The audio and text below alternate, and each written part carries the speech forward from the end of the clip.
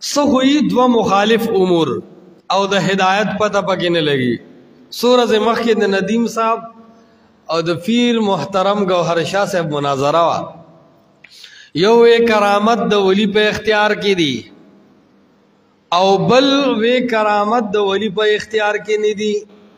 په دې مناظره وا پته لګي دی کې ولی یو نو کني کم چې په اختیار کې دی خو چې واته خولې وي چې دا دیواله اختیار خو چې دلایل په وی او خولې په نشو دا دلیل چې ولی خو بګ نه.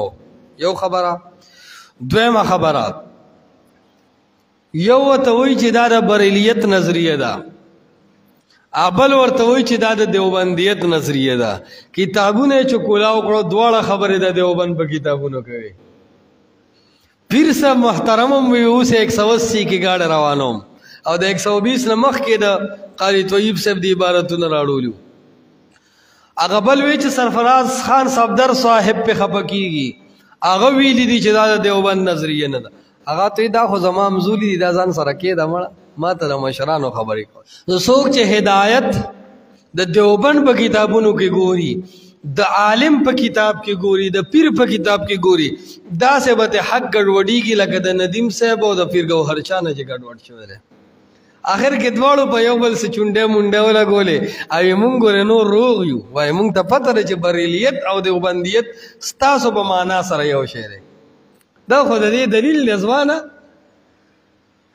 دومره 3 غنټه بحث ته وخایا کنه کم یو په حق او کم موقف لراله چې تاسو یو یې تاسو مسله حل کړه تاسو وی چې کرامت اختیاري دی او غیر اختیاري دی. په دې خبرو خو زما خلکو ته خوله وشلې ده چې د دیوبند په کتاب کې دا خبره هم ثابتې دی شي چې کرامت د اولیاء په اختیار کې دی. د دیوبند په کتابونو کې دا خبره هم ثابتې دی شي چې کرامت د ولی په اختیار کې نه دی.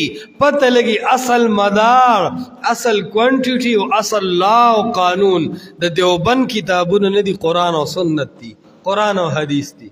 پیر صاحب ځان له د دنیا کتابونه راوړي او وستړی شوم کني نورم د پیچ کوم او زما د دیوبند کتابونو کې وستا دا غو چې د مشرق اخبار راغستی نو غپ بم پیر صاحب ډېر خوګ لګی کله سړی وای چې فارغ ټیمي چټیانی او پیر صاحب له صرف غف لاړ شي ډېر خوګ غف لګی ډېر مزیدار لطیفه پکې مراشا غي او ندیم صاحب خو غوسه باغه خو لطیفه ډېر بره لګی دا خو چاله نو عرض داده چې دا د دې خبرې دلیل څنګه چې آپ کے مسائل ان کا حل ولوي وي ما ته پته نشته چې په دې دیوبندیت او بریلیت کې څه داسې غټ فرق دی. نو دې خلکو ته هم پته نشته چې په مونږ کې او په بریلیانو کې څه فرق دی.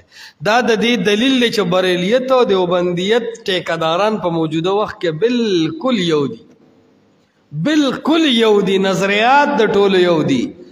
او ته چې چې مونږ یو خو د یو څو مسلو کې اختلاف دونه کم سړی چې کرامت د ولی په اختیار کې مني د الوهیت صفات ولی لور کوي د نستا اختلاف نشته د نه لکستا بایکاټ او برات نشته دا سه بریلم تاسو سره چلیږي. پته لګي چې دا دیوبندیت نه ده دا خپل مرزي ده د دیوبند نوم د رزق د ګټلو د روزه د حاصلولو لپاره استعمال